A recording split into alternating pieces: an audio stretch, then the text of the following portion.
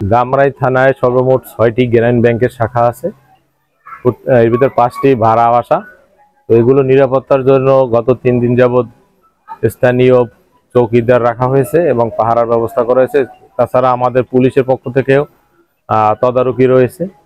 তো আজকের এই রাত্র অনুমান 4টা সাড়ে 4 ঘটিকার সময় অত্র এই সুতিপাড়া সুয়াপুর বাজারে এই গ্রামীণ ব্যাংকে একটা দুর্ঘটনা ঘটে, যা আমরা শুনতে পেরেছি, তাই আমি আসলাম, এসে দেখলাম। তো এই বিষয়ে তদন্ত সাপেক্ষে ব্যবস্থা গ্রহণ করা হবে। আমরা শুয়ে রয়েছি, তখন এই পাহারা থাকে চৌকিদার। টানা তৃতীয়বার অর্জন করেছে দেশের সেরা সুপার ব্র্যান্ড স্বীকৃতি বসুন্ধরা টিস্যু। 2 দিন ধরে তখন চৌকিদারের স্বীকৃতি দিছে, এই আগুন লাগছে। তখন আমরা উঠছি, ওইটা দেখি এই ওয়ালও আগুন, আমার চালও আগুন। তারপরে যাই হোক আরো পাশে লোক আইলো, তারপরে যে বালি দিয়ে আর পানি দিয়ে তারপরে নিবাইলাম।